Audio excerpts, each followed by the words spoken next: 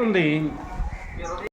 నా ప్రాణమా యెహోవాను సన్నుతించుము, నా అంతరంగము నా సమస్తమా ఆయన పరిశుద్ధ నామమును సన్నుతించుము అనేటటువంటి మాట ఇక్కడ తెలియజేస్తుంది. ప్రాణము అంటే పరిశుద్ధ గ్రంథం తెలియజేస్తుంది, ప్రాణం అంటే రక్తం అన్నమాట. ఈ రక్తములోను ఈ రక్తముతో అంటే ప్రాణంతో దావీదు మహారాజు చెప్తా ఉన్నాడు,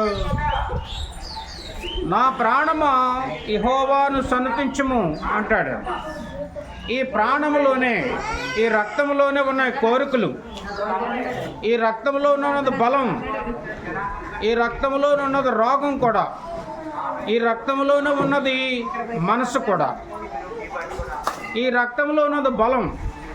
ప్రియా దేవుని బిడ్డ, ఎవరైనాను మరి తల్లిదండ్రులకి, సమాజానికి, దేవునికి విరోధంగా నడుస్తూ తనట్టు వచ్చినట్టు దుష్కార్యాలు చేస్తూ ఉంటే, దారి తప్పిపోయి అతను మతి తప్పిని మరి ఆ రీతిలో నడుస్తూ పాపం చేస్తూ ఉంటే, మరి తప్పుడుగా నడుస్తూ ఉంటే అందరూ అంటారు, మరి ఆడు రక్తబీగుతో ఉన్నాడు, ఆడు మోకాళ్ళ మీద బుర్రొచ్చినప్పుడే అప్పుడే మా తల్లిదండ్రులు మాట వింటాడు, మన దారిలోకి వస్తాడు, భార్య పిల్లలు చూసుకుంటాడు అనేటటువంటి మాట సంబోధిస్తారు. ప్రియమైన దేవుని బిడ్డ, ఇదంతా కూడా అనుభవిస్తున్నటువంటి దావీదు పరిస్థితులన్నీ కూడా చూస్తూ ఏమంటున్నాడంటే, నా ప్రాణమా యెహోవాను సన్నుతించుము, నా అంతరంగమును నా సమస్తమా అంటాడు. అంతరంగము అంటే ఈ అంతరంగములో ఏముంది అంటే, ఈ అంతరంగము అన్నప్పుడు మూత్రపిండాలు, ఊపిరితిత్తులు, కాల్యం, ఇదంతా కూడా ఆ కిడ్నీలు, ఈ అంతరంగమున సమస్తం, గుండు భాగం, లోపల భాగాలు, ఈ అన్నిటితో కూడా అంతరంగమున్న సమస్తమా అని కూడా సంబోధించాడు. ప్రియా దేవుని బిడ్డ, వాక్యం చెప్తా ఉంది, ఏదైనాను మనం చేయాలనుకున్నప్పుడు, ఒక మంచి పని చేయాలనుకున్నప్పుడు దేవునికి ప్రార్థన చేసి ప్రారంభిస్తాం. ఏదైనా ఒక నీరసం వస్తే, ఏదైనా ఒక మనము నిలవలేని మనకి ఒక బలహీనత వస్తే, మన పని మనం చేసుకోలేని బలహీనత వస్తే, ఇక భోజనం కూడా చేయలేని పరిస్థితిలో ఉన్నప్పుడు డాక్టర్ దగ్గరికి వెళ్తాం, పలానా హాస్పిటల్కి వెళ్తాం. డాక్టర్ గారు ఏం చేస్తారు తెలుసా, ఇదిగో ఊపిరితిత్తులు కానించి, కిడ్నీలు కానించి, మొత్తం కాల్యం, మొత్తం పరీక్షలన్నీ కూడా, ఇదిగో 4 పరీక్షలు చేయాలని చెప్పేసి, ఈ 5 పరీక్షలు చేయాలని చెప్పేసి, ఆ పరీక్షలన్నీ కూడా చెయ్యాలి, ఆ టెస్టులు అయిన తర్వాత నీకు మందులు రాస్తానని చెప్పి అంటారనమాట. అప్పుడే వాళ్ళకి దీనికి మందు రాయాలని చెప్పేసి ఏ మెడిసిన్ రాయాలో వాళ్ళకి తెలుస్తుంది. ప్రియా దేవుని బిడ్డ, వాక్యం చెప్తుంది, దేవుడు కూడా చెప్తా ఉన్నాడు, దేవుడు కూడా మనకు తెలియజేశాడు. దావీదు భక్తుడు వివరంగా చెప్తున్నాడు, ఏంటంటే, నా ప్రాణమా యెహోవాను సన్నుతించుము, ప్రాణమా యెహోవాను సన్నుతించుము అంటే మనసుతో చెప్తున్నాడు, తన బలంతో చెప్తున్నాడు, తనకు నివసిస్తున్న రోగమును కూడా హెచ్చరికగా చేస్తున్నాడు, తన నివసిస్తున్న రోగంతో హెచ్చరికగా చేస్తున్నాడు. అందుగురించి ఇదంతా కూడా సరి అవ్వడానికి ఒకటేటంటే, నా ప్రాణమా దేవుని స్తుతించు. దేవుని స్తుతిస్తే మనకు దాడి చేసే రోగం, మన మీద దాడి చేస్తున్నటువంటి ప్రతి వ్యతిరేకత అంతా కూడా మనకి మరి మన ఆరోగ్యానికి మంచి పద్ధతిలో వెళ్ళడానికి వీలవుతుందన్నమాట. ప్రాణంతో చెప్తే చాలు, మనసు సరి అయిపోద్ది. ప్రాణంతో చెప్తే చాలు, బలం కూడా తనట్టు వచ్చినట్టు మసలకుండా సరి అవుతుంది అని చెప్పేసి, కోరికలు కూడా సరి అవుతాయి అని చెప్పేసి ప్రాణంతో చెప్తున్నాడు. ఈ ప్రాణంలో దేవుని రక్తం కలిసిందనుకో, అంటే మన రక్తంలో దేవుని రక్తం వచ్చిందనుకో, మరి ఖచ్చితంగా మనకున్నటువంటి రోగాలన్నీ కూడా అంతా కూడా సరే దేవునికి ఇష్టమైన రీతిలో మసులుకుంటాం అన్నమాట. ప్రియాదేవుని బట్టి వాక్యం చెప్తుంది, అందుకే యేసు రక్తానికి గుర్తుగా ద్రాక్షారసం తీసుకుంటాం. ఆయన శరీరానికి గుర్తుగా మనం ఒక గోధుమ రొట్టెను తీసుకుంటాం. యేసుప్రభు కూడా చెప్పాడు. అంత స్పష్టంగా శిష్యులకు చెప్పడం జరిగింది. ప్రియా దేవుని బిడ్డ, అంతరంగమునున్న సమస్తమా ఆయనని యెహోవాని సన్నుతించు, ఆయన పరిశుద్ధ నామమును సన్నుతించుము. నా ప్రాణమా యెహోవాను సన్నుతించుము, స్తుతించు అని చెప్పకతో దావీదు చెప్తున్నాడు. దావీదు జీవితంలో దేవుడు చేసినటువంటి మేలులు ఏది కూడా మరిచిపోలేదు. అందుకని దేవుడు చేసిన మేలులంట మరిచిపోకూడదు. ఎవరైనా ఒక మనిషి చేసిన మేలులు మరిచిపోతే ఆ దేవాన్ని నువ్వు చేసిన నీ జీవితంలో నా ద్వారా జరిగిన మేలు నువ్వు మరిచిపోయావా, గతం మరిచిపోయావా అంటూ ఉంటారు. ప్రియాదేవుని బిడ్డ, వాక్యం చెప్తుంది. ఇక్కడ చెప్తున్న మాట ఏంటంటే 2వ వచనంలో 103వ కీర్తన 2వ వచనంలో చెప్తుంది, నా ప్రాణమా యెహోవాను సన్నుతించుము అని చెప్పి ఆయన చేసిన ఉపకారములలో దేనిని మరవకము. దేవుడు చేసిన ఉపకారములలో ఏది మరిచిపోకూడదంట. నీ జీవితంలో ఎన్ని మేలులు నా ద్వారా పొందవో మర్చిపోయావా అని మాట జ్ఞాపకం చేస్తామంటారు. దేవుడు మాత్రం అలా చేయడు. దేవుడు ఏమి కూడా అనడు. కానీ ఒక దర్శన రీతిగా చెప్పే వాక్యం రీతిగా తన జీవితంలో ఏం జరిగిందో అది దేవుడు జ్ఞాపకం చేస్తాడు. అదనమాట ఆయన చేసిన ఉపకారములలో దేన్ని మరవకూడదు. దేవుడు చేసిన ఉపకారంలో దేన్ని మరిచిపోకూడదు. దేవుడు చేసిన ఉపకారాలలో దేనిని మరిచిపోకుండా దావీదు ఏం చేస్తాడు తెలుసా? తన రాజు కుర్చీ దిగేసి దినానికి 7 మార్లు దేవుని స్తుతించాడు. 7 మార్లు దేవుని స్తుతించాడు. ఏంటి అంటే 119వ కీర్తన 164వ వచనంలో ఒక దినమునకు దేవుని న్యాయ విధులను బట్టి ఆయన 7 మార్లు స్తుతించానని ఉంటుంది. అంటే దేవుడు చేసిన మేలులన్నీ కూడా జ్ఞాపకం చేసుకుంటూ దేవుని స్తుతించాడంటే, ప్రభువా నా జీవితంలో ఎంత బాగా నువ్వు కాపాడావు. అరణ్యంలో 10 సంవత్సరాలు ఉండవలసి వచ్చింది. 10 సంవత్సరాలు నాతో ఉన్న వారిని నన్ను కూడా నువ్వు పోషించావు. ఎవరు కూడా నాన్న దిక్కు లేరు, నీవే నాకు దిక్కుగా ఉండి పోషించావు. రాజు 3,000 మందిని తీసుకొని తరుముకుంటూ నన్ను చంపాలని, నా కోడ ఉన్న వాళ్ళని చంపాలని చూశాడు. నా మామగారు అంటే సౌలు రాజు తరుముకుంటూ వచ్చాడు. అప్పుడు కూడా నా ప్రాణాన్ని కాపాడావు.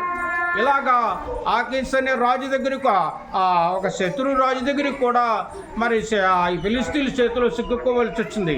నువ్వు కాపాడావు. ఇవన్నీ కూడా దేవుడు చేసిన మేలులన్నీ జ్ఞాపకం చేసుకుంటూ దేవుణ్ణి స్తుతించాడు, ఘనపరిచాడు మరి దావీదు మహారాజు. ప్రియదేవుని బిడ్డ, నా ప్రాణమా అని చెప్పుకొచ్చి ఆయన చేసిన మేలులన్నీ కూడా, ఉపకారములన్నీ కూడా దేనిని నేను మరిచిపోను అని చెప్పేసి ఒకటి ప్రాణంతో చెప్పాడు. ప్రాణంలో ఎన్ని భాగాలను అన్నీ కూడా సరవుతాయి. ఇదిగో అంతరంగంతో చెప్పాడు. అంతరంగంలో ఎన్ని భాగాలను అన్నీ సరవుతాయి. ఇప్పుడు ఆయన చేసిన మేలులన్నీ కూడా జ్ఞాపకం చేసుకుంటున్నాడు. ఇప్పుడు తాను జీవితము, తన కుటుంబం దేవుని చేతిలో ఎంతో బలంగా నమ్మకంగా ఉండడానికి వీలవుతుందన్నమాట. ప్రియదేవుని బిడ్డ, వాక్యం చెప్తుంది, నా బలమా నేను నిన్ను ప్రేమిస్తున్నాను అని చెప్పేసి 18వ కీర్తన 1వ వచనంలో చెప్తాడు. నా బలమా నేను ప్రేమిస్తున్నాను అంటున్నాడు. ఎవరు? దేవుడే నా బలం అని చెప్తున్నాడు. అందరూ విడిచిపెట్టారు. తనకున్న వారందరూ కూడా దూరం అయ్యారు. దేవుడు మాత్రమే సేరదీశాడు. దావీదుని దేవుడు మాత్రమే సేరదీశాడు. ప్రియదేవుని బిడ్డ, వాక్యం చెప్తుంది రెండో మాట ఏంటంటే ఆయనని దోషములన్నిటినీ క్షమించేవాడు. ఏటంట? దోషాలు క్షమించేవాడు దేవుడు. దోషములన్నీ క్షమించేవాడు దేవుడు. యెషయా గ్రంథము 59వ అధ్యాయము 1వ వచనం 2వ వచనంలో చూస్తే, రక్షింప నేరకున్నట్లు నా హస్తం కొరస కాదు, ఎన్న నేరకున్నట్లు నా చెవులు మందం కాదు, చెవుడు కాదు, కానీ నీ దోషములు నీకును మరి ఇదిగో నాకును మరి నీకును మధ్యగా ఒక గోడగా వస్తున్నది. అంటే దేవునికిని మనిషికిని ఒక గోడగా వస్తుందంట దోషం. అందు గురించి దేవుని ముఖం చూడకుండా, దేవుని స్వరం వినకుండా మనకి ఒక అడ్డుగా ఒక గోడగా వస్తుందంట దోషం. ఆ దోషం కడుగుకోవడానికి మాత్రమే యేసు రక్తం తీసుకోవాలి. ఆ దోషం కడుగుకోనకు మాత్రమే యేసు రక్తంతో కడగబడాలి. ఆ దోషం పోవాలంటే దేవునికి లోబడి వాక్యం వినాలి, ఆయన చిత్తం చేయాలి, బైబిల్ చదవాలి, భక్తి చేయాలి, సర్వము కూడా దేవునికి లోబడి ఆయన ఇష్ట ప్రకారం నడవాలి. ప్రియా దేవుని బిడ్డ, వాక్యం చెప్తా ఉంది, ఇంత సూటుగా చెప్తుంది. ఆయన చేసిన ఉపకారాల్లో దేన్ని మర్చిపోకూడదు. రెండోది, ఆయన మన దోషములన్నీ కూడా ఆయన క్షమించిన దేవుడని మర్చిపోకూడదు. ఆయన మనల్ని క్షమించాడు. మనకి క్షమించడానికి మనల్ని ఎవరు కూడా క్షమించలేక, నేను చాలా పెద్ద దోషం చేశాను, చాలా పెద్ద పాపం చేశానని అంటున్నా జరగని క్షమించేవాడు ఒకడు ఉన్నాడు. ఆయనే మన ప్రభు అయినటువంటి యేసుక్రీస్తు వారు. ప్రియ దేవుని బిడ్డ, వాక్యం చెప్తా ఉంది, దేవుడు మనల్ని క్షమిస్తాడు, మన దోషాలన్నీ క్షమిస్తాడు. బాప్తిసం తీసేటప్పుడు నా సంఘటములన్నీ తీరిపోయి సంహార దూత దాటిపోయాని పాడుతూ ఉంటాం. అయితే ఒకటి, దోషాలన్నీ క్షమిస్తాడు. మూడోది ఏంటంటే మొదటిది, మనల్ని ఆయన ఉపకారాలు దేన్ని మర్చిపోకూడదు. రెండోది, మన దోషాలన్నీ క్షమిస్తాడు. మూడోది ఏంటంటే మన సంఘటనలన్నీ కూడా తీరుస్తాడు, సంఘటనలన్నీ కూడా కుదురుస్తాడు. సంఘటన అంటే ఏంటి? రోగం. నా సంకటములన్నీ తీరిపోయే సంహార దూత నన్ను దాటిపోయని బాప్తిసాలు తీసినోడు పాట పాడతాం. అంటే సంహారపు దూత దాటిపోతాడు. సంకటము మన సంకటాలన్నీ కూడా తొలగిపోతాయి. ఎవరన్నా గొడవ వస్తే ఏమంటారు తెలుసా? నీకు సంకటం రాను, నువ్వు వచ్చిన దారిలో, నువ్వు వెళ్ళే దారిలో పాము పొడిసేయని ఇలా మాట్లాడతారు. నీకు సంకటం రానంటే ఏంటి? నీకు రోగం రానని బైబిల్లో రాయబడదు. మా నోటంటే వచ్చే మాట బైబిల్లో రాయబడదు. నువ్వు వెళ్ళే దారిలో పాము పొడిసేనంటారు కొందరు. ఇలాంటి మాటలు మాట్లాడతారు. అలా కొన్ని మాటలు మనిషికి తగులుతాయి. ఏవి కూడా కొన్ని మన నోరు అదుపులో పెట్టుకుని ఉండాలి. అందు గురించి మనలో ఉన్న సంకటాలన్నీ తొలగిపోవాలంటే దేవుడు తొలగిస్తాడు. మనం సమాధాన స్థితిలో మాట్లాడాలి. మనం దేవుని స్తుతించాలి, దేవుని కనపరచాలి. మనం దేవుని వాక్యం వినాలి, లోతుగా ఎక్కువ వినాలి. తర్వాత యేసు రక్తంలో మనం కడగబడాలి. అప్పుడే మనకి దేవునికి మనకి కూడా సన్నిహిత సావాసం సంబంధం కూడా కలుగుతుంది. ప్రియా దేవుని బిడ్డ, మొదటిగా మనం చెప్పుకున్నది ఏంటంటే ఆయన చేసిన ఉపకారాలు దేన్ని మర్చిపోకూడదు. రెండోది, ఆయన మన దోషాలన్నీ కడుగుతాడు, క్షమిస్తాడు.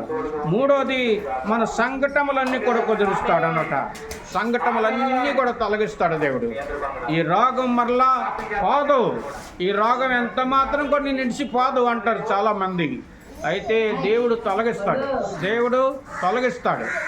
ఇక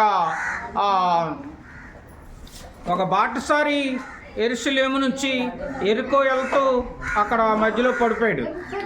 యెరికో లోయలో చీకట్లో పడిపోతే ఆ దారిని యాజకుడు వచ్చాడు, లేవీయుడు వచ్చాడు, కానీ ఎవరో పట్టించుకోలేదు. సమరీయుడు వచ్చాడు, వెంటనే జాలిపడి కనికారపడి ద్రాక్షారసము నూనె పోసి అతని గాయాలు కట్టి కోటగూళ్ళువానింటికి తీసుకెళ్ళి తన వాహనం మీద ఎక్కించుకొని కోటగూళ్ళువానింటికి తీసుకెళ్ళి అతన్ని బాగు చేశాడు. యాదవన్బడ్డ యాజకుడు ఎవరు? మరి సేవకుడే. లేవీయుడెవరో? సేవకుడే. ఈ మంచి సమరీయుడు దేవుడు యేసు ప్రభువారు.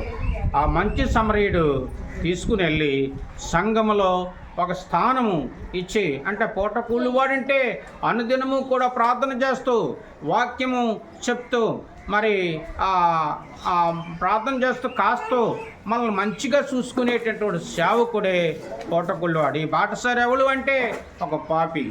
ఈ యాజకుడు, ఈ లేవీయుడు సేవకులే. అతను తన పాపాలను బట్టి, తన దోషాలను బట్టి, తన ఎలుగులో నుంచి పరిశుద్ధ స్థలము యెరూషలేము పరిశుద్ధ స్థలము, అది ఎలుగు, అది చాలా దేవుడు నివసించే స్థలము, దేవుడి నివసించే స్థానంలోంచి విడిచి వచ్చేసి శాపగ్రస్తమైన చీకట్లో పడిపోయాడు. అతను అందరూ దొంగలు వచ్చేసి శుభ్రం కొట్టి తన వస్త్రం లాగేసుకున్నారు. వస్త్రం, దేవుడిచ్చిన రక్షణ వస్త్రం లాగేసుకున్నాయి. సైతాన్ లాగేసుకుంది. సమూహం, దొంగలంటే సైతాన్ సమూహం లాగేసుకుంది. ఏమీ లేవు. అతను ప్రాణంతో ఉన్నాడు. ఇక రోగం ఆవరించేసింది. ఇక ప్రాణం అంటే ఒక దారం పువ్వు పొట్టుంది ఇంకా ప్రాణం పోవడానికి. అలాంటప్పుడు దేవుడు వచ్చి ఏం చేశాడంటే జాలిపడి వెంటనే ద్రాక్షరస్సు నూనె పోసే కట్టులు కట్టి గాయాలు కట్టి బాగు చేశాడు. ప్రియా దేవుని బిడ్డ, కొందరికి ఎక్కడ చూసినా గాయాలే ఉంటాయి, ఎక్కడ చూసినా పుండ్లే ఉంటాయి. అవి మెత్తను చేయబడలేదు, అవి తైలంతో మెత్తను చేయబడలేదు, అవి పూర్తిగా అది ఆవరించేసి ఉన్నాయి. ప్రతివాని గుండె బలహీనం అయిపోయి ఉంటుంది. అలా టైంలో దేవుడు పూసుకున్నప్పుడు వెంటనే దేవుడు మరి పూసుకుని చేయి పట్టుకుంటే దేవుడు వెంటనే ఆ వ్యక్తి పక్షంగా దేవుడు నిలబడినప్పుడు స్వస్థత కలుగుతుంది అన్నమాట. హల్లెలూయా. ప్రియ దేవుని బిడ్డ, వాక్యం చెప్తుంది సంకటాలన్నీ కుదుర్చేవాడు దేవుడే. సంకటాలను కుదుర్చేవాడు దేవుడే. 4వదిగా చూస్తే సమాధిలో నుండి నీ ప్రాణమును విమోచించుస్తున్నాడు. సమాధిలో నుండి నీ ప్రాణమును విమోచించుస్తున్నాడు. సమాధి సావుకు దగ్గరైపోయిన జీవితం ఇక సావుకి దగ్గరైపోయింది. ఇక పూర్తిగా తన జీవితము చివరికి జీరోకి వచ్చేసింది. అలాంటప్పుడు ఏమంటారు, ఒక రోగి ఉన్నప్పుడు హాస్పిటల్ తీసుకెళ్తే కోమలో పోయాడు, అతను జీరోకి వచ్చేసాడు. ఏం చేస్తుందో ఏమీ తెలియదు. అప్పుడే రేజ్ అయిపోతుంది బీపీ, అప్పుడే స్లో అయిపోతుంది, ఏమవుద్దో తెలియదు. మిషన్లు కూడా సరి పనిచేయలేదు, ఇలా చెప్తా ఉంటారు. ప్రియా దేవుని బిడ్డ, అలాంటి పరిస్థితి ఎదురైనప్పుడు దేవుడు ఎప్పుడైతే ఆయన చెయ్యి చాపాడో, ఆయన ఏలు కొనతో ముట్టి ఆయన పూసి తీసుకుని ఆయన శ్రద్ధ తీసుకుని మనల్ని బాగు చేస్తాడు. ఎప్పుడంటే మనం ఆ వ్యక్తి పక్షంగా ఉండి ప్రార్థన చేయాలి. యాజకుడు పోయాడు, లేవీయుడు పోయాడు, మంచి సమరీయుడు వచ్చి వెంటనే జాలిపడి దేవుడు లేవనెత్తాడు. అతనికి వస్త్రం ఇచ్చాడు, అతనికి ఆరోగ్యం ఇచ్చాడు. పూటకూళ్ళు వానింటికి వెళ్ళి ఇంటికి తీసుకుని వెళ్ళి ఇతనికి నేను మరలా వచ్చినప్పుడు వానికి కావాల్సింది నేను ఇస్తాను అని చెప్పేసి మరి అక్కడ కొంత ధనం ఇచ్చి వెళ్ళిపోయాడు. అంటే కొంత సహాయం చేసి వెళ్ళిపోయాడు. నేను మరలా వచ్చినప్పుడు నీకు ఎంత ఖర్చు ఉందో నేను ఇస్తానని చెప్తున్నాడు దేవుడు ఆ పూటకోళ్ళు వాని ఇంటికాడ. కారణం ఏంటంటే నేను మరలా వచ్చినప్పుడు వాని క్రియలను బట్టి వానికి నేను ప్రతిఫలం ఇస్తానన్న వాక్యం అది నెరవేర్పు. ప్రియా దేవుని బిడ్డ జ్ఞాపకం చేస్తున్నాడు దేవుడు. ప్రియా దేవుని బిడ్డ వాక్యం చెప్తుంది ఏంటంటే సమాధిలో నుండి నీ ప్రాణమును విమోచించుతున్నాడు. ప్రాణమును విమోచించేవాడు. విమోచన అంటే విడుదల చేస్తానంటున్నాడు. సమాధిలో నుండి నీ ప్రాణమును విమోచిస్తానని చెప్తున్నాడు. ఆ వ్యక్తిని బాగు చేయడానికి ఆ సమరీయుడిని బాగు చేస్తాడు దేవుడు. అలా రోగముతో ఉన్న జీరోకి వచ్చినటువంటి రోగిని కూడా బాగు చేస్తాడు దేవుడు. 38 సంవత్సరాలు బట్టి మరి యోహాను సువార్త 5వ అధ్యాయం 5వ వచనంలో ఉంటుంది. 38 సంవత్సరాలు బట్టి అదే రోగంతో తనకున్న రోగంతో 38 సంవత్సరాలు రోగం వచ్చి 38 సంవత్సరాలు బట్టి అక్కడే ఉన్నాడు. నువ్వు బాగుపడాలనుకుంటున్నావా అని యేసు ప్రభు వచ్చి అడిగితే నాకెవరు సాయం చేసేవారు లేరు, నాకంటే ఇంకొకటి వెళ్ళి ఆ కోనేటిలోకి వెళ్ళి బాగైపోతున్నాడు అంటున్నాడే కానీ అయ్యా నేను బాగుపడాలనుకుంటున్నాను అనలేదు. అప్పుడు ఎంతసేపు చూస్తున్నా ఇదే క్యాసెట్ ఎత్తున్నాడు, ఎంతసేపు చూస్తున్నా ఇంకొకటి బాగైపోతున్నాడు అంటున్నాడు అని చెప్పేసి నీ పరిపెత్తు నువ్వు లేచి నడు అంట్లోకి అతని వెంటనే దేవుని శక్తి తనలో ప్రవేశించి లేచి నడవసాగాడు. ప్రియదేవుని బిడ్డ వాక్యం చెప్తుంది. 4వదిగా చూస్తే ఏంటంటే మరి సమాధిలో నుండి నీ ప్రాణమును విమోచించుస్తున్నాడు. సమాధుల నుండి ప్రాణం విమోచించున్నాడు. ఇతను బ్రతకడు అన్న వాళ్ళని దేవుడు బ్రతికిస్తాడు. కానీ మనం ప్రార్థన చేయాలి. అయితే ఇంకొక మాట ఏంటంటే, 5వది మనం చూస్తున్నట్లయితే కరుణా కటాక్షం నీకు కిరీటం ఉంచుతున్నాడు. అంటే మనం స్తుతించడము, మనం కనపరచడము, మనం చూసినప్పుడు ఒక కిరీటము, అధికారము, రక్షణ, ఒక కిరీటం దేవుడిస్తాడు.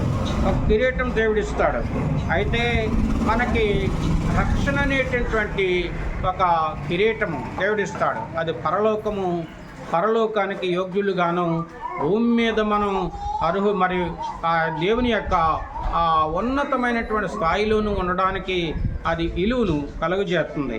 ప్రియదేవుని బిడ్డ, నా కొరకు ఒక నీతి కిరీటము మరి దాసబడి ఉంది. నేను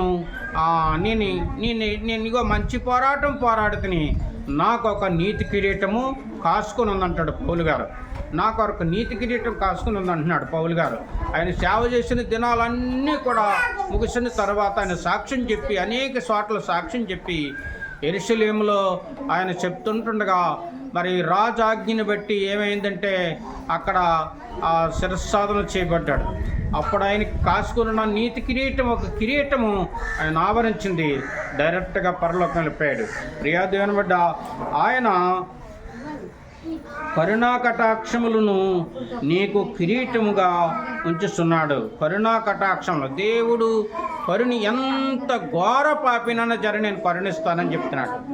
మరి సౌలుగా ఉండేటప్పుడు ఎంతమందిని చంపాడో. కొత్త నిబంధన కాలంలో అపోస్తుల కార్యాల్లో ఉన్న ఒక సౌలు చాలా మందిని హతమార్చాడు, చంపాడు. గర్భిణీ స్త్రీల్ని సాకులిచ్చి పొడిపించి అక్కడికక్కడే సమాధులు చేయించి చాలా హింసించి, చాలా కొట్టి, చంపి, చాలా బాధ పెట్టాడు. సంఘాల బహుగా హింసించాడు. అలాంటి వ్యక్తిని ఉగ్రతకు సిద్ధమైపోయిన పాత్రని దేవుడు ఏం చేశాడంటే కరుణా పాత్రగా చేశాడు. ఒకరోజు దేవుడు వచ్చి ఏమన్నాడంటే, సౌలా, సహోదరుడా అని పిలిచి దేవుడు కనికరించాడు, పౌలుగా మార్చాడు. వెంటనే ఆయన చెప్తున్న మాట ఏంటంటే, మరి కరుణా కటాక్షములు నీకు కిరీటం ఉంచుతున్నాడు. దేవుడు కరుణించి ఒక కిరీటంగా దేవుడు రక్షణ, నీతి, మహిమ ఆయన ఒక కిరీటంగా దేవుడు ఇచ్చాడు. మరి ఆసియా ఖండం 48 దేశాలు, ఆ దేశాలన్నీ కూడా గొప్ప సేవ చేసి సంఘాలు కట్టి దేవుని కొరకు ఒక బలమైన సాధనంగా నిలబడ్డాడు పౌలు గారు. బలమైన సాధనంగా నిలబెట్టి ఇది ఇక్కడ ఒక సంఘం కట్టి అక్కడ ఒక సేవకుని వేసి ఇంకొక చోటుకి వెళ్ళిపోయాడు. అలాగా మరి సొరబడి వెళ్ళకూడదన్న ప్లేసులో కూడా వెళ్ళి, చెప్పకూడదన్న ప్లేసులో కూడా చెప్పి, ప్రార్థన చేయకూడదన్న స్థలంలో కూడా ప్రార్థన చేసి, ఆ రాజు దగ్గర మాట్లాడలేము అక్కడ కూడా మాట్లాడి, రాజుల హృదయాలు కూడా దేవునితో తిప్పి, అనేక ధనికుల్ని, దరిద్రుల్ని, మరి గొప్ప గొప్ప పట్టణాల్లో, మరి మారుమూల ప్రాంతాల్లో, ఏజెన్సీల్లో సువార్త ప్రకటించి ఆయన సావు దగ్గర అయిపోయినా ఎన్నోసార్లు కొట్టారు, ఎన్నోసార్లు హింసించారు, కానీ తెగించాడు, గొప్ప సేవ చేశాడు.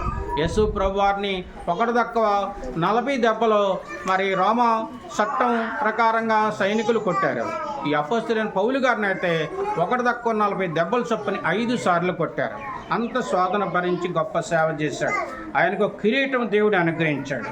కరుణా కటాక్షములు నీకు కిరీటముగా ఉంచుతున్నాడు. 5వదిగా మరి ఆ విధంగా రాయబడింది, పక్షిరాజు యవన వలె నీ యవనం కొత్తదొక్కుతున్నట్లు మేలుతో నీ హృదయము తృప్తిపరుస్తున్నాడు. పక్షిరాజు మరి ఇన్ని నెలలకి 6 నెలలకు ఒకసారి అది దాని ఎంటుకలన్నీ ఊడ్చొద్దంట. దానికి గోళ్ళు గట్టిగా ఉన్నప్పుడు, దానికి బలం ఉన్నప్పుడు పక్షులన్నీ కూడా పారిపోతుంటాయి. పక్షులన్నిటికంటే రాజు పక్షిరాజు ప్రియాదేవన బిడ్డ. అయితే దీని ఎంటుకలన్నీ ఊడ్చినప్పుడు చిన్న చిన్న పిచ్చుకలు కూడా దాన్ని పొడుస్తాయంట. అంటే అది కొండ సందుల్లోనూ మరి బండల్లోనూ దాకోవలసి వస్తుంది, దానికి బలహీనం అయిపోతుంది. అది చాలా మెత్తని తోలిలా ఉంటుంది అది శరీరం. అయితే మరి దానికి కొద్ది కాలం తర్వాత దానికి ఎంటుకలు పొదిగి, తనకి గోళ్ళు గట్టిపడి, తనకి బుర్ర కూడా, తన ముట్టు కూడా గట్టిపడి ఉంటుండగా అప్పుడు నన్ను పొడిచినటువంటి పక్షి మరి పిసుకులు పక్షులు ఎక్కడున్నాయని చెప్పేసి తన క్రూరమైన చూపుతో చూస్తుందంట. ప్రియా దేవుని బిడ్డ, వాక్యం చెప్తా ఉంటే పక్షిరాజు యవనం వలె నీకు నీ యవనం కొత్త దొగచున్నట్లు మేలుతో నీ హృదయాన్ని తృప్తిపరుస్తున్నాడు. పక్షిరాజుకి యవనం మరలా ఎంటుకలు ఊడ్చేసిన తర్వాత చర్మం మరలా మరలా ఎంటుకలు పొదిగిన తర్వాత తనకి గోళ్ళు ముట్టు గట్టిపడిన తర్వాత నూతనమైనటువంటి యవనం వస్తుందంట.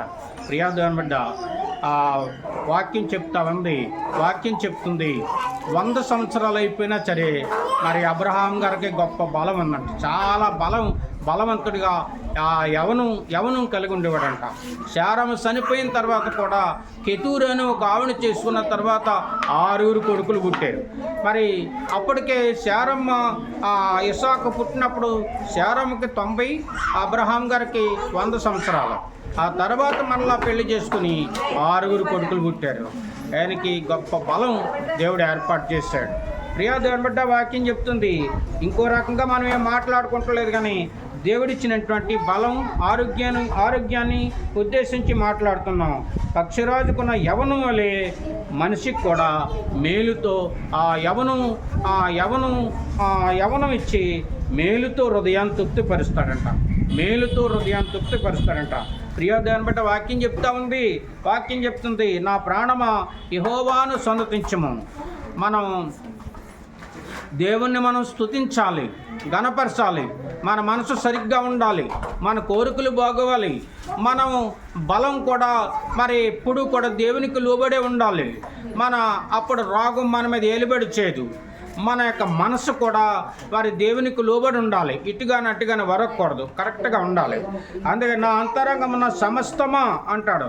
మన కిడ్నీలు బాగుంటాయి, మన ఊపిరితిత్తులు బాగుంటుంది, మన కాల్యం అంటే అన్నవరిగే భాగం అదంతా బాగుంటుంది. మరి పూర్తిగా మనలో ఉన్న అన్నీ కూడా అంతరంగము భాగాలన్నీ కూడా సరిగ్గా ఉంటాయి. కానీ దేవుని స్తుతించినప్పుడు, దేవునికి లోబడినప్పుడు మరి అప్పుడు ఆయన చేసిన ఉపకారాలు ఎన్నో ఉంటాయి. దేవుడు చేసిన ఉపకారాలన్నీ కూడా మనం అనుభవిస్తాం. అవి మాత్రం మర్చిపోకూడదు. మనం ఏది కూడా మన రోగం ఏలుబడి చేయదు, మనకి ఏది ఏలుబడి చేయదు. దేవుణ్ణి స్తుతించాలి, దేవుని గణపరచాలి. దావీదు లోబడినట్టుగా దేవునికి మనం కూడా లోబడాలి. అరే ప్రియా దేవుని బిడ్డ, ఆ దావీదు తర్వాత వచ్చిన రాజులందరూ కూడా దావీదు అనుసరించిన పద్ధతిలో నడిచేవారట.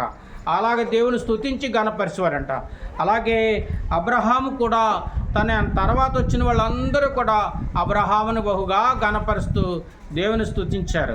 ప్రియా దేవుని బిడ్డ, మన పూర్వీకులు మరి పెద్దలు భక్తులు అందరూ కూడా దేవుని ఇష్ట ప్రకారం నడిచారు. మనం కూడా అలా నడుద్దాం, దేవునికి లోబడదాం, దేవుని ఇష్ట ప్రకారం ఉందాం. అన్ని విషయాల్లోనూ కూడా దేవుని కనపడదాం, దేవుని స్తుతిద్దాం. మనము మన కుటుంబం కూడా కట్టబడి దేవుల్లో ఖచ్చితమైనటువంటి మంచి నిర్ణయంతో దేవుని చిత్తం చేద్దాం. యేసు రక్తంలో కడగబడి ఆయన ఇష్ట ప్రకారంగా నడిచి ఆయన యేసు రక్తంలో మన వస్త్రాలు ఉతుక్కొని ఆయన రాజ్యానికి హక్కుదారులుగా యోగ్యులుగా ఉందాం. దేవుడి మాటలు దీవించి ఆశీర్వదించిన గాక. ప్రార్థన చేసుకుందాం.